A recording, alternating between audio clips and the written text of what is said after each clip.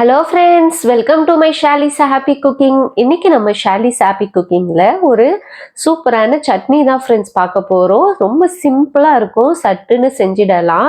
இட்லி தோசைக்கெல்லாம் ரொம்ப அருமையாக இருக்கும். வாங்க இது எப்படி செய்கிறதுன்னு பார்க்கலாம். அதுக்கு ஃபஸ்ட்டு ஒரு பேன் எடுத்துக்குங்க. இதில் ஒரு டீஸ்பூன் அளவுக்கு எண்ணெய் ஆட் பண்ணிக்கோங்க. எண்ணெய் காஞ்ச பிறகு ஒரு அரை டீஸ்பூன் அளவுக்கு கடலைப்பருப்பும் அரை டீஸ்பூன் உளுந்த பருப்பும் சேர்த்துட்டு இதை லைட்டாக முதல் ஃப்ரை பண்ணிக்கலாம். இது லைட்டா கலர் மாறின பிறகு 4 பல்லு பூண்டு ஆட் பண்ணிக்கோங்க. அது கூடவே ஒரு துண்டு இஞ்சி ஆட் பண்ணிக்கோங்க. ஒரு 5 காஞ்ச மிளகாவை காரத்துக்கு ஏற்ற மாதிரி ஆட் பண்ணிக்கிட்டு அது கூடவே கொஞ்சமா கருவேப்பிலையும் சேர்த்து இதை நல்லா முதல் ஒரு நிமிஷத்துக்கு இதை வதக்கிக்கலாம். பூண்டும் இஞ்சியும் நல்லா வதங்கின பிறகு ஒரு வெங்காயத்தை இதில் ஆட் பண்ணிக்கோங்க. சும்மா ஒன்றும் பாதமாக கட் பண்ணி ஆட் பண்ணிக்கலாம். அது கூடவே ஒரு பச்சை மிளகாவும் ஆட் பண்ணிக்கோங்க. இப்போ வெங்காயம் நல்லா கொஞ்சம் கலர் சேஞ்ச் ஆகி வர வரைக்கும் வதக்கிக்கோங்க. ஓரளவுக்கு வெங்காயம் வதங்கின பிறகு ஒரு தக்காளி ஆட் பண்ணிக்கலாம். ரொம்ப வெங்காயம் கலர் மாறணும் அவசியம் கிடையாது. நம்ம வெங்காயமும் தக்காளியும் சேர்த்து வதக்கினாலே அதில் வதங்கிடும். இப்போ அது கூடவே ஒரு கைப்பிடி அளவுக்கு கொத்தமல்லி ஆட் பண்ணிக்கோங்க. 1/4 டீஸ்பூன் அளவுக்கு மஞ்சள் தூளும் தேவையான அளவுக்கு உப்பும் சேர்த்து இப்போ இதை நல்லா வதக்கிக்கலாம். தக்காளி நல்லா குழைய வெந்து வரணும்.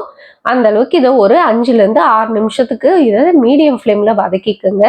பாருங்க, இந்த அளவுக்கு நல்லா வதங்கி வந்த பிறகு இதை நல்லா சூட ஆற விட்டுடலாம்.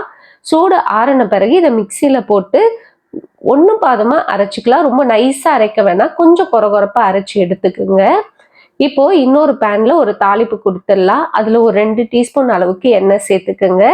எண்ணெய் காஞ்ச பிறகு அரை டீஸ்பூன் அளவுக்கு கடுகும் அரை டீஸ்பூன் உளுத்தம் பருப்பு அரை டீஸ்பூன் கடலைப்பருப்பு சேர்த்துக்குங்க.